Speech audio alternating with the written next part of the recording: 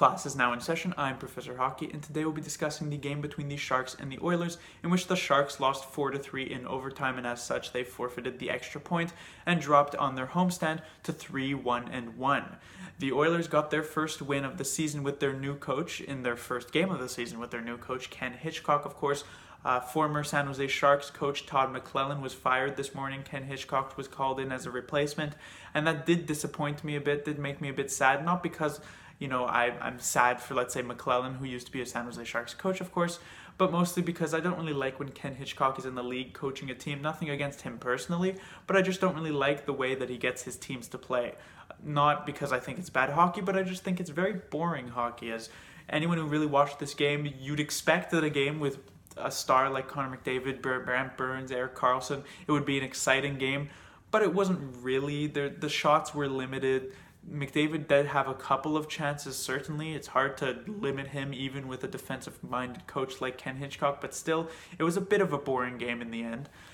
However, the Sharks succumbed to something that they have fallen to multiple times this season already. Again and again and again and again and again and again, the Sharks once again gave up a lead. Not just one lead, not just two leads, but three leads in this game, 1-0, 2-1, and 3-2. The Sharks started the scoring very early on. It was Jonas Donskoi who put it past Koskinen. It wasn't a very nice play by Koskinen. Maybe looked like he would be off his game. That didn't end up being the case. Although he did bobble a few pucks, certainly he still was rather solid for the Oilers. The Oilers then came back with Connor McDavid, tied the game up at 1. Marcus Sorensen responded for the Sharks, took the lead back. It was 2-1 by the end of the first period. Start of the second, the Sharks on a power play. Nugent Hopkins scores shorthanded on a 2-on-1 to tie the game once more at 2. Logan Couture late in the third period, a fantastic move, a beautiful goal from Logan Couture late in the second period, and he was able to take the lead once again for the Sharks 3-2. And normally when you take a goal late in a period and move on into the next one, you have all the momentum. It's a very nice thing to get a goal late, but it didn't really end up happening in the third period. The Sharks ended up surrendering a goal to Kajula rather early, and the Oilers tied it once more, 3-3. The Oilers then forced overtime, and you never want to go to overtime with the Edmonton Oilers because of the dynamic duo between Draisaitl, McDavid, and whoever else is on the ice with them, usually Klefbom, but he doesn't really factor in as much as McDavid and Draisaitl do, and while this wasn't their prettiest goal that they've ever combined for in overtime, it still got the job done, and the Sharks, because they gave up 3 separate leads, forfeited the extra point here tonight.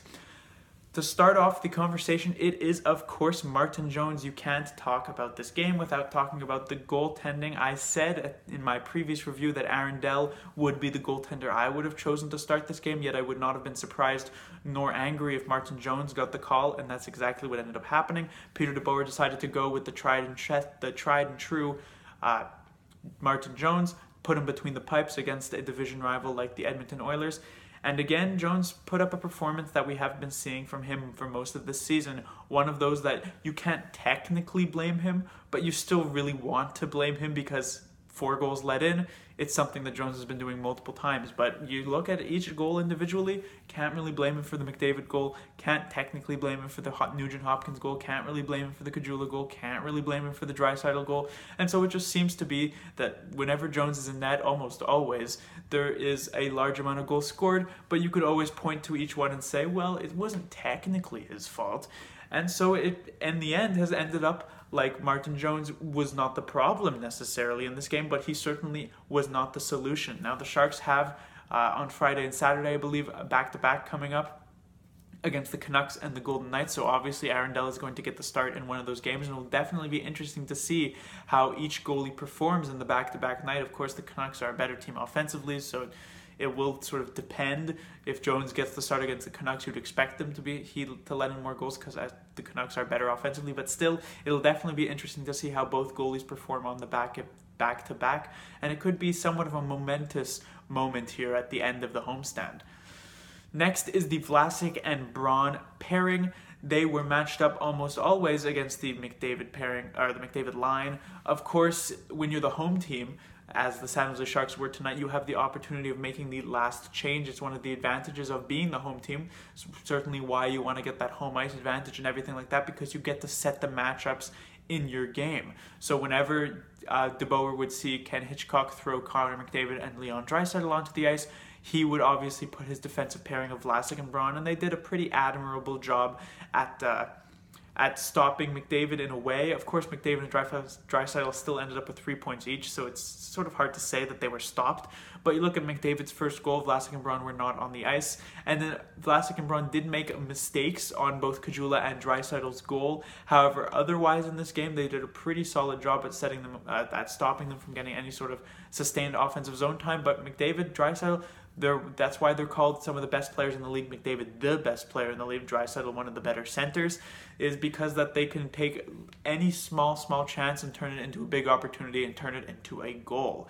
But it'll be interesting to see mostly what the Sharks end up doing later on this season when the Sharks play the Oilers on the road, because we saw what happened when Burns and Ryan were on the ice against the McDavid line. They got victimized and they got scored on. And so it'll be interesting when the Sharks don't have that final change, especially with Ken Hitchcock, who is a matchup-oriented type of coach, I believe. It'll be interesting to see how they stand up to them when Burns and Ryan will probably be caught a lot more with McDavid on the ice. Next is your daily reminder that the Joe Thornton line is still fantastic. Thornton and Sorensen with LeBanc sort of to a lesser extent continue to impress. It didn't look like it was going to be a very good game from them. They were the line that was caught on the ice with McDavid's first goal. Thornton especially made, I believe, a bad misplay that gave the puck away that allowed them to sustain that pressure. And so they were able to score. And so I thought I wasn't really going to be talking about this Thornton line, or at least not in a positive light, but that ended up changing when Marcus Sorensen scored off of Thornton's 1,033rd assist, which tied him all-time 11th with Mario Lemieux, one of the best players all-time in the National Hockey League, of course. And they also combined for a couple of other great chances in this game. Costigan was able to stop them multiple times, but still they were probably the best line for the Sharks this game, if I had to say. It's still mostly Thornton and Sorensen as that duo continues to blossom into a beautiful flower, or whatever kind of analogy I guess you want to make. But LeBanc sort of rides on the coattails of those two, but he still does a decent job. He wasn't great this game, but still is a good player to have on that lineup, especially since LeBanc, I'm not sure where else you would put him if not on that line. Moving on to a couple of other players I'd like to talk about. Erik Karlsson, I thought, had another good game. It wasn't spectacular like the previous three. Of course, he didn't get a point tonight, but it was a good sign that once again, Erik Karlsson did not really make any defensive errors, any egregious mistakes in this game. He was pretty solid all around for the majority of it. And so I think Erik Karlsson has finally arrived, has finally adjusted, and even though the Sharks lost this game, and also lost the game against the Leafs, so technically in the past 4 games where I've said Karlsson has been good, they're 2-1-1. It is still a very good sign for the Sharks moving forward. Another player who I'd like to talk about, Evander Kane, I thought was actually quite solid in this game. I liked that he got a lot more into it with his body. He had a couple of very nice shifts trying to protect the puck. It's what this game came down to. It was mostly a grind because of the Ken Hitchcock type of style, and Evander Kane looked decent in it. He didn't get a point or anything like that, but it was still pretty good for him. Tomas Hertl, his first game back from injury. He's been injured a couple times now in these past couple of weeks. It wasn't a great game from Hertl, but I didn't really expect it would be that great. I still think he needs to get back to the NHL speed with having taken so many games off because of injury. But Timo Meier, I was a bit more disappointed in. Meier had a couple of bad giveaways, a couple of bad plays, didn't really get many grade A chances, and you can't blame him too much because most of the time Couture, Hertl, and Meier were matched up against the McDavid line, but still you want to see a bit more from that Sharks first line. But that will do it for this review. The Sharks will be back in action Friday night. Of course, there is no games on Thursday because of Thanksgiving. It will be the final game of the road trip for the San Jose Sharks that, again, as I said, they sit 3-1-1 at the moment. If they can end it 4-1-1, it will be a very successful homestand. I think I said road trip earlier, but homestand. If they end up losing 3-2-1, it would be a bit of a regret to end the homestand 3-2-1, but they'll play against the Vancouver Canucks, of course, on Friday. And then, as I said, the back-to-back as they go on the road against the Las Vegas Golden Knights on Saturday. Class dismissed.